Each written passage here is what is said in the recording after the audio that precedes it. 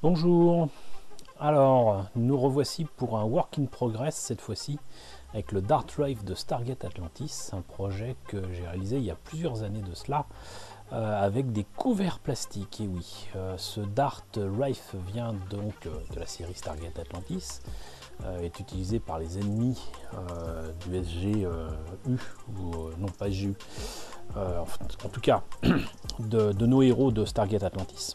Et comme vous voyez sur ces images, lors d'expositions en convention et en salon, j'ai fait en fait vraiment ce vaisseau, cette maquette, en scratch à partir de récupération et notamment de couverts plastiques, de cuillères, de fourchettes, de touillettes, comme vous voyez là, et même de verrines. Là, vous voyez des espèces de pas de cuillères, mais bon, d'ustensiles en plastique qui servent lors de réception et de cocktails.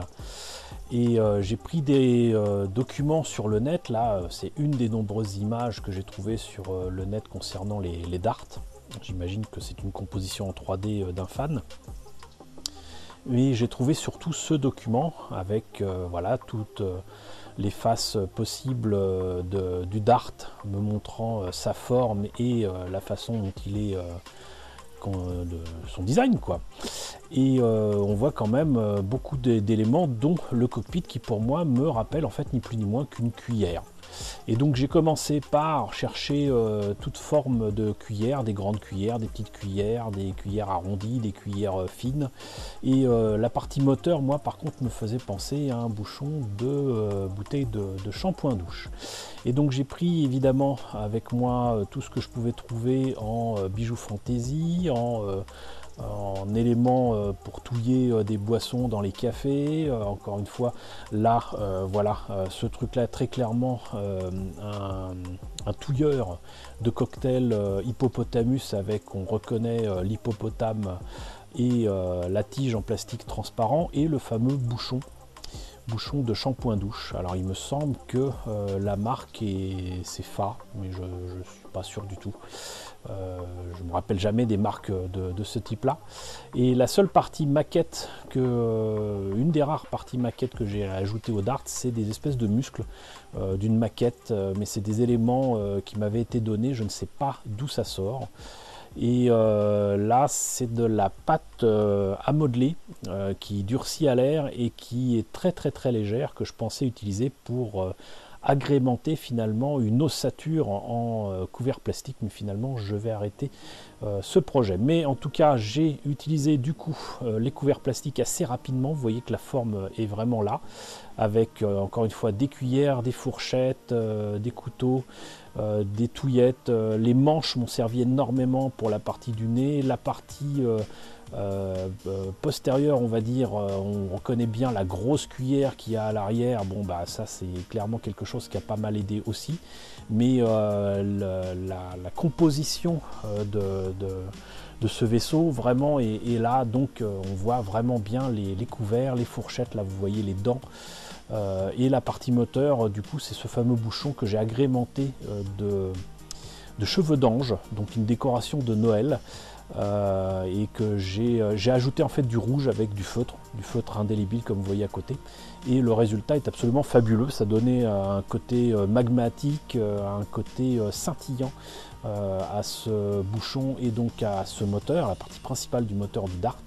Et le résultat est assez sympathique. Et je pense que j'ai utilisé de la super glue, mais c'est l'un des rares moments où j'ai utilisé de la super glue pour coller ces pièces plastiques. En fait, j'ai utilisé de la colle à maquette, puisque les couverts plastiques peuvent être collés avec de la colle à maquette. J'ai rajouté quelques grappes. J'aime bien utiliser les grappes, maintenant vous le savez. Et vous voyez que la partie moteur donc, est constituée essentiellement de pièces plastiques transparentes, avec notamment les pièces prises à hippopotamus, que je vais compléter plus tard par des bijoux fantaisie. Et donc ça fonctionne déjà très bien. L'espèce de ruban que vous voyez à côté du moteur, à côté du cockpit, est en fait donc une verrine dont j'ai coupé le milieu, la partie cuillère on va dire, et ça donne ces espèces de rubans qui vont s'avérer d'ailleurs un peu, pas légers, mais un peu fragiles. Voilà, donc là on a déjà bien avancé, on reconnaît bien le cockpit avec la cuillère retournée, la vérine à l'arrière, les moteurs. Je rajoute des petits éléments plastiques qui étaient là encore récupérés à Hippopotamus et je commence à mettre la fameuse patte auto-durcissante et le résultat ne me plaît pas du tout. Mais alors vraiment pas, ça convient pas, c'est vraiment pas ce qu'il fallait pour ce projet et je vais arrêter de l'utiliser et je vais finalement utiliser, je vais rajouter en fait encore des couverts plastiques et je vais surtout rajouter de la carte plastique, très peu de carte plastique mais de la carte plastique quand même pour la partie des ailes. Pour pallier justement à ce souci que je rencontre avec cette patte et tout de suite ça va mieux. Tout de suite ça va mieux parce que déjà, même si j'ai pas encore la partie inférieure des ailes et des griffes on va dire de ce dart, les ailes se profilent mieux si j'ose dire, se profilent beaucoup mieux. Je rajoute en fait des vaguelettes de pièces plastiques avec encore une fois les couverts et surtout les fourchettes sur les côtés et vous voyez d'autres parties rouges qui sont donc soit les muscles que je vous ai présenté tout à l'heure, soit en fait des éléments issus d'une maquette qui s'appelle Tekkaman Blade, qui était une série du début des années 90 et dont j'avais quelques maquettes avec des pièces en double. Donc là encore une fois ça avance évidemment. J'ai rajouté, je ne sais pas si on va voir les images, mais j'ai rajouté en plus des couverts plastiques quelques morceaux de paille plastique qui sont en fait les supports qui permettent de tenir les ballons dans les restaurants à Burger Quick. Et on voit déjà que j'ai fait des trous aussi sur la partie inférieure, là voilà la grosse cuillère, j'ai fait des trous qui apparaissent dans le design original et surtout la partie moteur, j'ai rajouté des morceaux de fourchettes qui avaient été coupés, qui ressemblent donc du coup à une ceinture et quelques petites boucles qui sont en fait des pièces prises de touillettes à café. Voilà, donc ça c'est quelque chose qui va revenir assez régulièrement. Et sur cette partie du cockpit, outre les parties fourchettes, j'ai rajouté donc les fameuses pailles de Quick qui seront coupées à ras, mais qui donneront des espèces de tuyaux, quoi. Donc là, on a la partie moteur avec les muscles et encore une fois ces parties de vérine, et il me faut rajouter donc ces espèces de boucles autour du moteur, et j'utilise comme à l'avant, comme pour la partie du nez du vaisseau, des touillettes. Donc la partie touillette à l'avant, c'est essentiellement les manches et c'est ce que je vais utiliser à peu près partout. J'utilise encore une fois des décorations et des trucs de Hippopotamus et compagnie sur les ailes et sur donc les griffes. Et j'ai l'idée soudaine de faire le reste des griffes en fait encore une fois avec des fourchettes, avec les dents, avec la partie recourbée des fourchettes, et si je peux pas en mettre une ou deux, j'en mettrai 3, 4.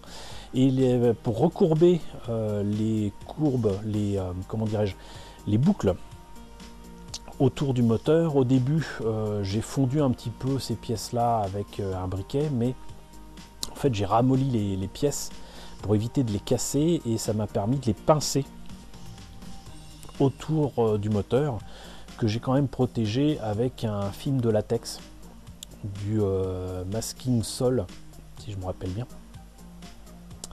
Et voilà, donc la partie moteur avec les muscles, s'annonce plutôt pas mal. Je mets le reste des muscles qui me restaient autour du cockpit. Là je suis vraiment, j'allais dire, en roue libre. C'est vraiment pas quelque chose qui apparaît dans le design original ou les dessins que j'ai trouvé sur le net.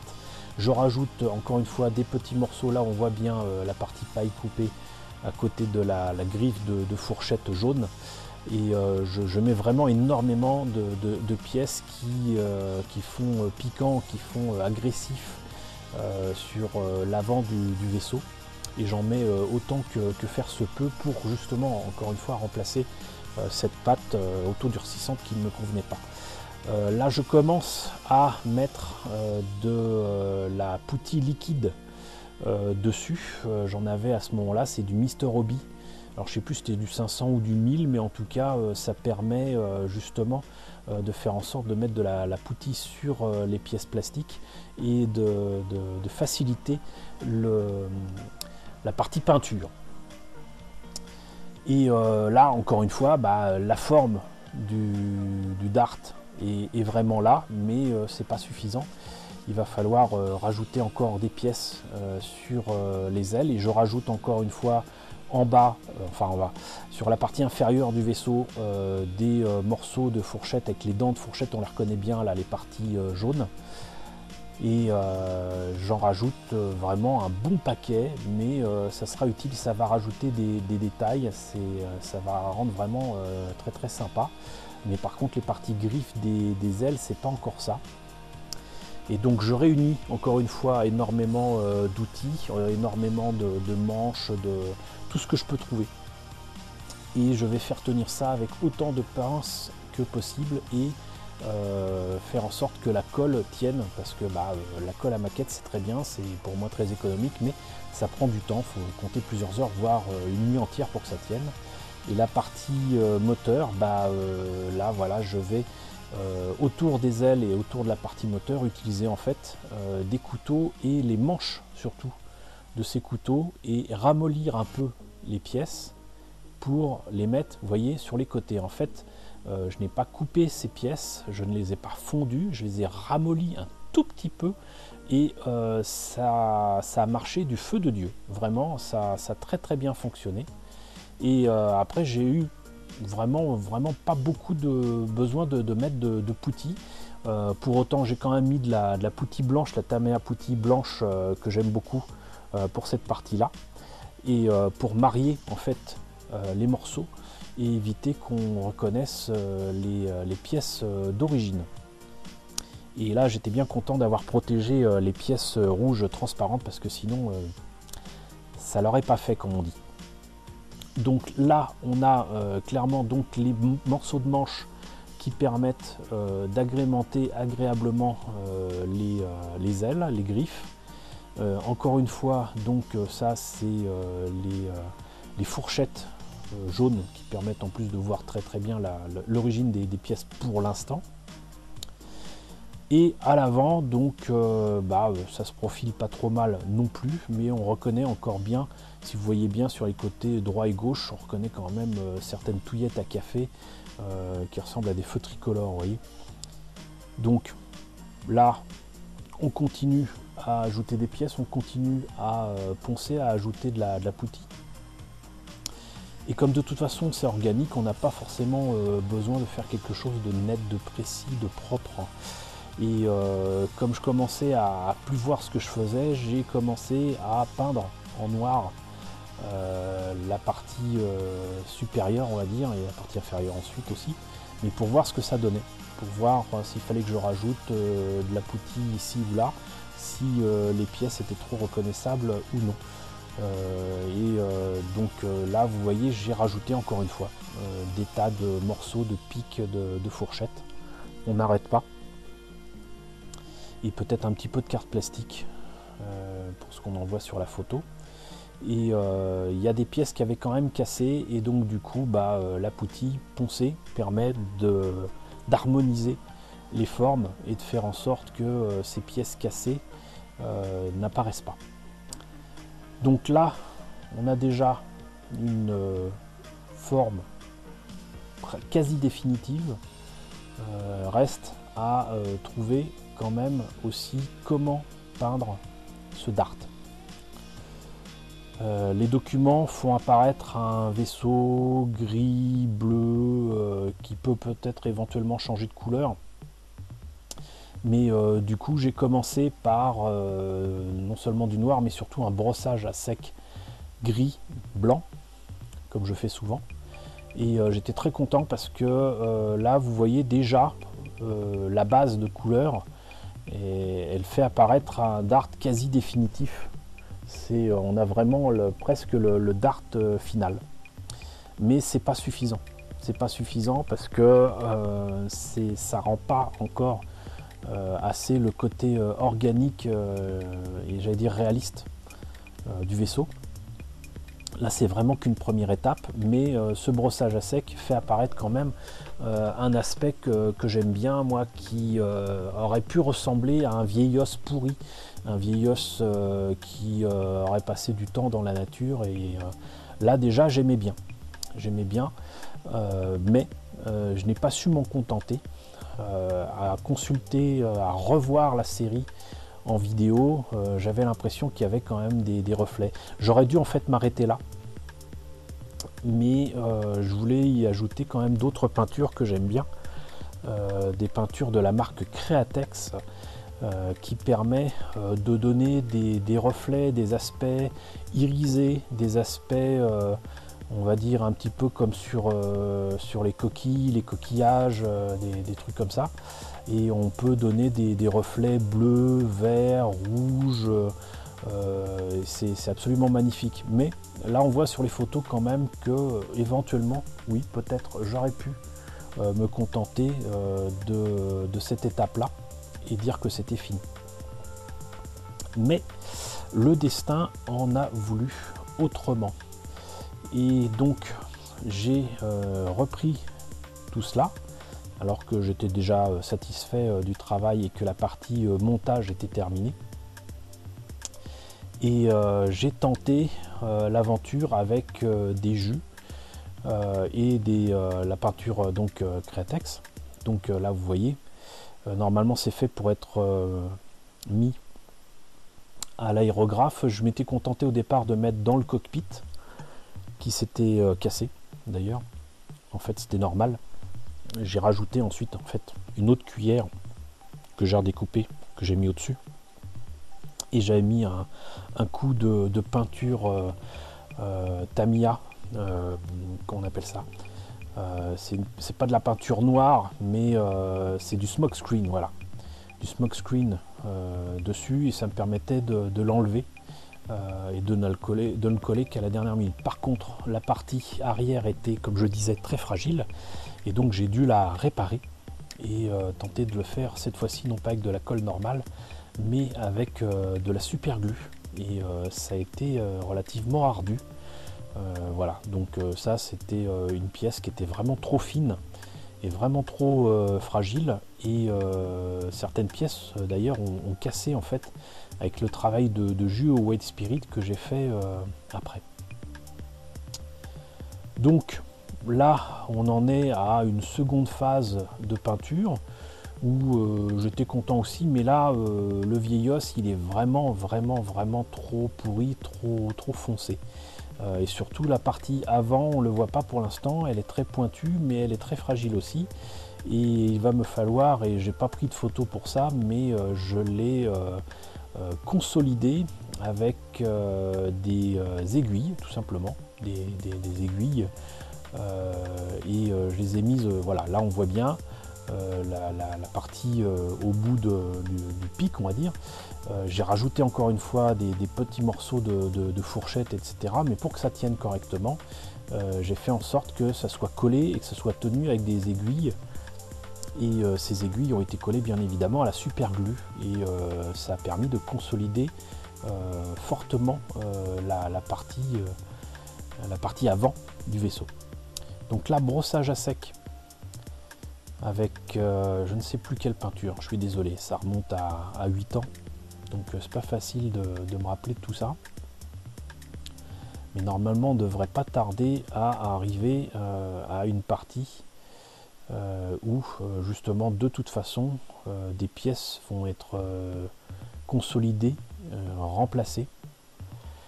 Parce que il va se passer quelque chose que j'avais pas prévu. Après avoir fait une nouvelle phase de peinture, parce que là bon, le Dark Wraith était devenu beaucoup trop sombre, très proche de l'illustration du début de la vidéo, si vous vous en rappelez, mais vraiment très lointaine du Dark Wraith presque bleu-gris qu'il y a sur les illustrations qui m'ont permis de voir les différentes formes, enfin sur les côtés, droit, gauche, en dessous, au-dessus, etc. Mais je suis toujours aussi content de la partie arrière avec le moteur, parce que comme là il est très sombre, ce rouge sang, ce rouge magma il ressort énormément et c'était vraiment magnifique. C'était vraiment magnifique. Mais je vais décider d'essayer de rajouter une peinture dessus. Là, j'avais mis un jus marron. Je crois que c'était un jus comme j'aimais le faire au White Spirit et que j'avais utilisé notamment sur ma Battlestar Tiger Shark. Et là, ça fait encore vieillos, hein, ça fait très organique, hein, très clairement. Mais on n'a toujours pas les images que j'avais pourtant préparées, où j'avais tenté, voilà. J'ai tenté de rajouter du bleu pour correspondre aux illustrations que j'avais et que je trouvais pas mal. Et donc c'était un mélange de différentes peintures pour rapprocher de tout ça. Et étrangement, cette peinture en fait n'a pas voulu sécher, mais du tout. Donc là du coup ça faisait très cuivre, très comment dirais-je, métal oxydé. Mais du coup j'ai nettoyé tout ça parce que de toute façon la peinture au bout de 2 jours elle était toujours pas sèche. Donc j'ai nettoyé, j'ai enlevé toute cette vilaine peinture et je me préparais à reprendre le travail.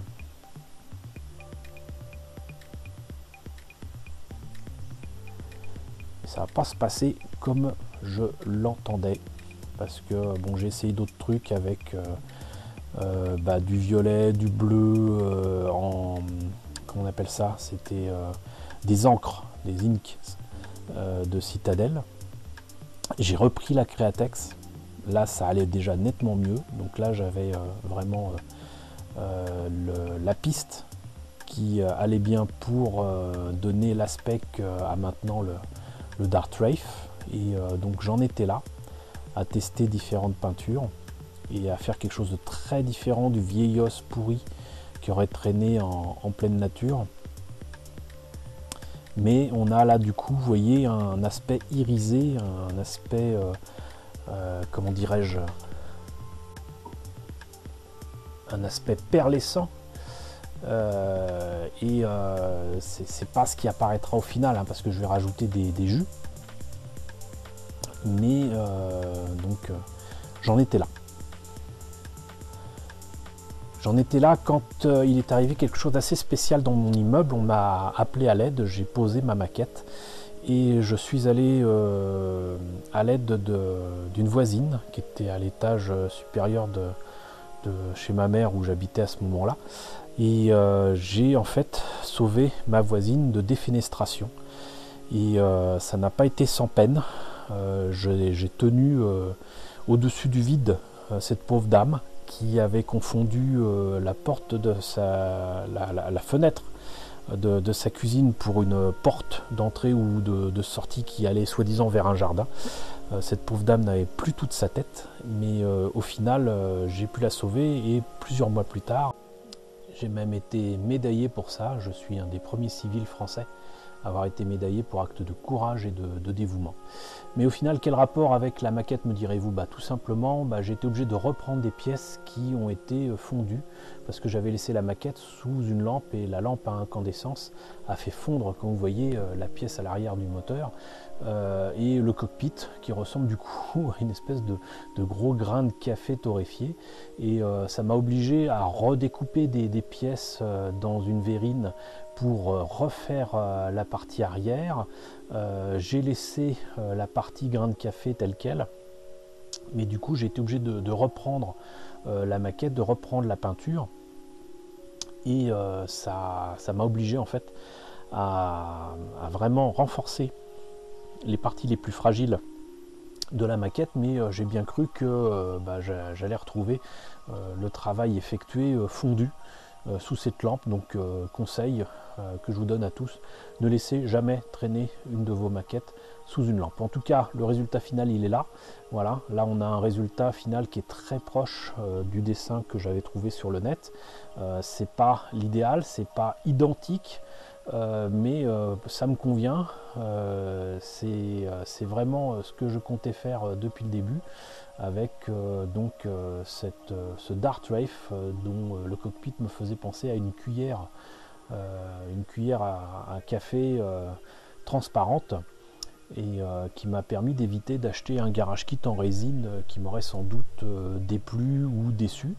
Et je l'ai fait à ma sauce avec ce moteur que j'aime toujours autant, qui a été complété, là vous voyez sur les côtés en fait un écho un peu bulbeux qui sont en fait des faux ongles en plastique qui étaient déjà rouges et pailletés. Et donc ravi de ce résultat, je me suis décidé à coller définitivement une bonne fois pour toutes la partie cockpit transparente avec donc cette partie cuillère en smokescreen Tamiya que j'ai collé donc avec une colle qui ressemble à de la colle à bois pour éviter le problème d'opacification, on va dire, des pièces transparentes avec certaines colles. J'ai rajouté du vernis sur les parties rouges transparentes pour que ça pète un petit peu plus. Mais sinon, donc voilà, là le Dart Wraith est terminé. Il est fini. Voilà, et donc là vous le voyez tel qu'il était à la fin du montage, après je dirais une petite dizaine de jours d'efforts, et j'en suis vraiment super satisfait. Alors du coup, que peut-on conclure de ce travail, de ces efforts fournis à faire ce scratch, ce Dart Wraith en couvert plastique?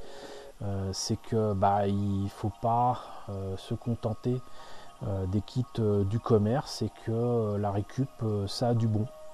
Voilà, vous voyez, c'est quelque chose qui peut s'avérer complexe de premier abord, mais au final assez simple, puisqu'il suffit de prendre les couverts plastiques comme des pièces de base, des pièces géométriques, des pièces qu'on peut couper.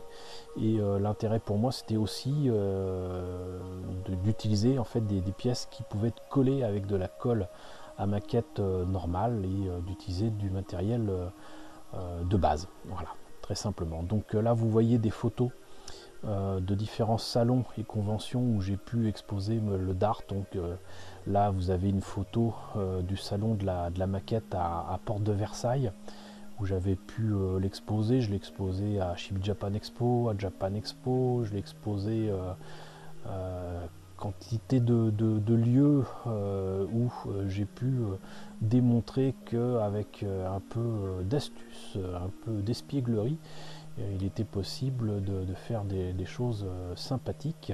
Et ce qui est marrant, c'est qu'à chaque fois donc j'utilisais des verrines transparentes, des couvercles, des bols renversés pour faire tenir le Dart presque en sustentation.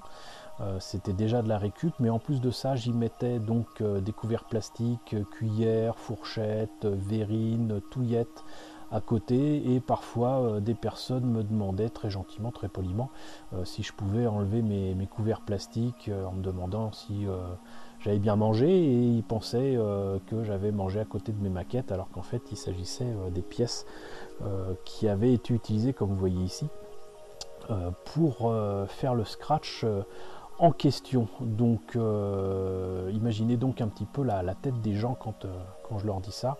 C'est toujours très amusant. Là c'était à Geekopolis, à l'espace Montreuil. Je pense que c'était la première année de Geekopolis. Donc voilà, et puis c'est toujours un plaisir de présenter ces œuvres, et puis surtout amusant d'exposer ça avec d'autres pièces qui ont suivi le Dart Wraith, à savoir le Trident du Lys 31, à savoir le Cloud Car de l'Empire Contre-Attaque, que j'ai réalisé je crois il y a 5 ans, et toujours avec le même genre d'objets de récupération. Il y a eu aussi le Power Droid, mais là c'était pas avec des couverts plastiques, c'était avec des emballages plastiques de teneurs, des cartouches d'encre, d'imprimante à jet d'encre. Et donc voilà, il n'y a que votre imagination qui sera éventuellement la limite de vos projets. Mais là vous voyez, donc j'avais réuni justement des projets et des maquettes faits avec uniquement de la récupération pour une exposition. Donc c'est toujours un plaisir de présenter ces pièces-là et de pousser les gens éventuellement à un petit peu d'imagination et un petit peu d'inventivité. Donc voilà, je suis vraiment désolé de vous avoir présenté un diaporama avec des qualités d'image très diverses et surtout pourries. C'était pas fait pour une publication, c'était pas fait pour quelque chose de professionnel. C'était pour des présentations sur des forums sur internet et pour participer à des discussions avec des copains. Donc voilà, c'était fait sur le pouce, c'était fait sur le moment, c'était fait très rapidement, mais au moins profitons d'archives et justement des différentes évolutions et des étapes de travail de ce Scratch. Et ça, c'est ce qu'il faut vraiment retenir de ces diaporamas, de ces work in progress. Voilà, c'est un témoignage du travail effectué et vous voyez le début, le milieu, la fin du projet. Donc j'espère que ça vous a intéressé et que ça vous inspirera éventuellement quelques projets que ce soit. Et donc je vais certainement terminer ce diaporama et ce work in progress par un extrait vidéo de la vidéo où je présentais justement le Dartwave il y a quelques mois sur cette chaîne, peut-être plusieurs années.